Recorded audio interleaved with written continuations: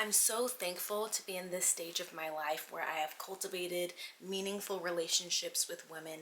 I feel like in your adulthood, it can be so hard to have sustainable relationships that align with your beliefs and values. When we're younger, we're often placed in environments that force us to socialize, like school, college, work, and those areas of your life that force you to be a part of a organization or group and people that kind of develop your friends for you. But as we get older, especially when we work from home and start to have children and husbands and different things that take up our time, it can be hard to really develop lasting relationships. And I wanted to talk about some of the things that I adore in my relationships with the women that are in my life right now. And one of those things that I really value with the relationships that I have is the mutual ability to share vulnerability without someone being placed on a pedestal all the time and looking up to somebody and going to them for advice constantly, or someone being beneath and always messing up and trying to figure it out. There's that equal opportunity and ability to mess up, to share vulnerability, to still have wisdom, to share in the conversation.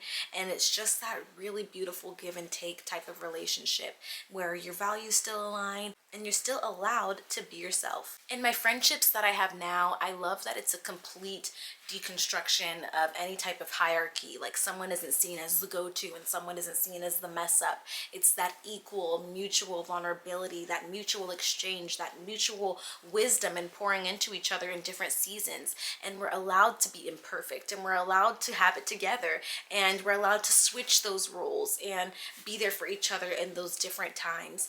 And I really enjoy that mutual give and take of vulnerability and not always feeling like somebody is reaching out to you to get something or you're trying to preach to somebody else. It's just we understand that each of us have our own contributions to the friendship in an important way.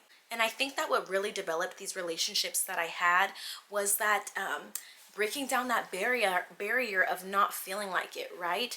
There's always going to be this period of time when you meet different people that you don't really know who they are. And sometimes, yeah, rarely things click. I don't think that happens as much in adulthood when things just click. I think there needs to be a type of work put in. You need to invite them to things. You need to go out with them even when you don't feel like it and sort of develop this relationship. And I think that's what's so beautiful about my relationships is that we equally put in the work to discover who we are as women, and we share the same values, we share the same things, and even when we differ on things, it's an equal good exchange of conversation to be listened to and to be curious about others.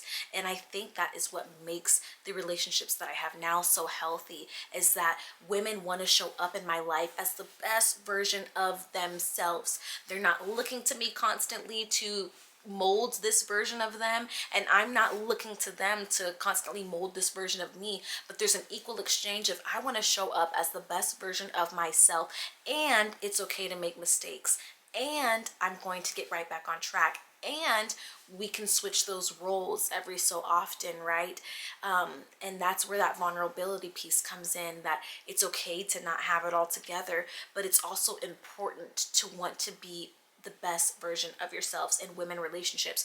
There's so much going on in our lives already, especially if you're married and you have kids and you have businesses and things going on and you've taken on a new role of responsibility, developing into this adulthood version of yourselves, moving out of these spaces where friendships were forced and created for you into spaces where you have to put in the work and you have to reach out and you have to check in because you're being intentional about creating that friendship.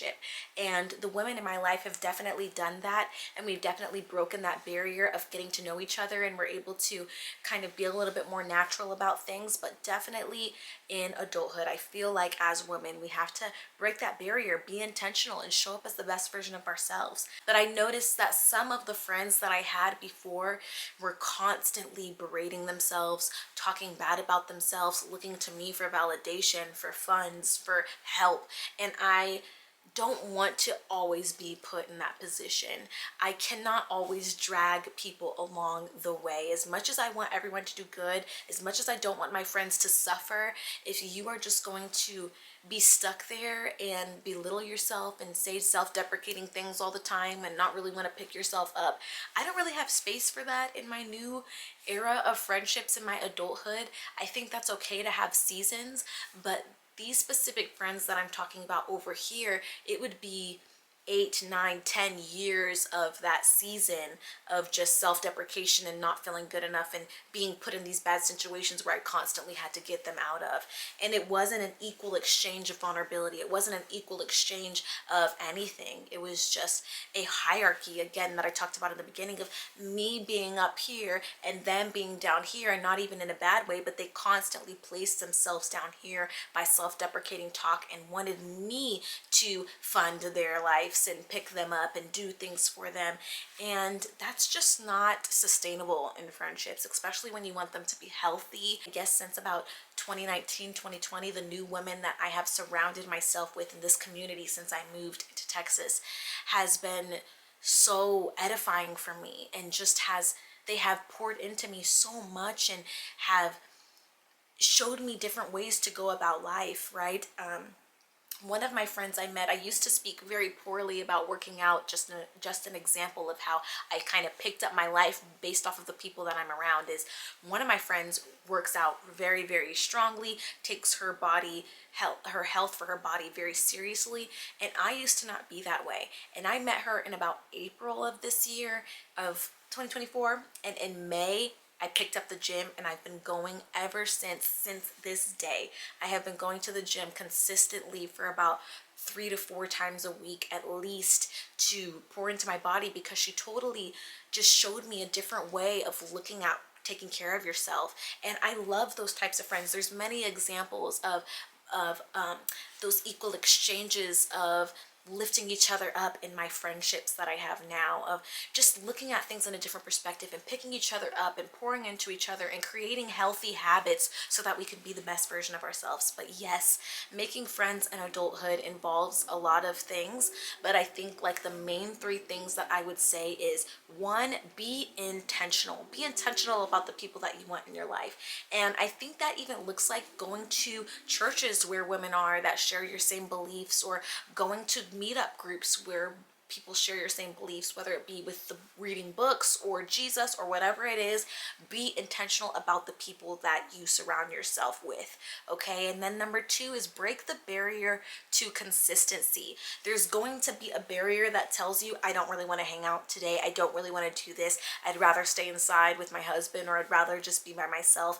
There's always that barrier and that temptation to isolate, but you have to break that barrier to get to those deep, meaningful friendships. Meet up with that person, host that event, host those 2 or 3 people, make plans, go out, do those things, and know that it's not gonna look perfect at first. It might be a little awkward at first, but break that barrier to consistency.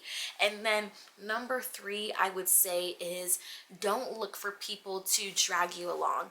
Be complete, be content in yourself, and even if you're feeling a little shaky about yourself, tap into whatever develops you and makes you confident, because it's so good to be full when going into relationships. And even if you are in a broken place, that's still okay, right? But if you're looking for friendships in a place in your brokenness, you really have to be careful with that, because people can take advantage of you, people can persuade you easily. So if you're very broken and you meet somebody who loves to drink and party and go out, you may be more inclined to take on those things.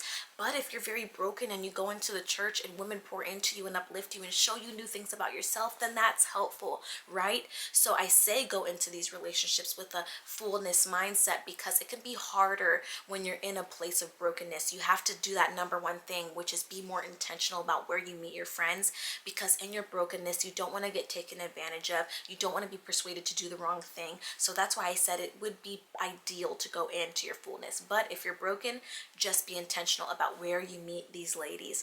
I hope this was clear. I hope this was concise, but these are the 3 things that really helped me develop solid friendships in my life right now.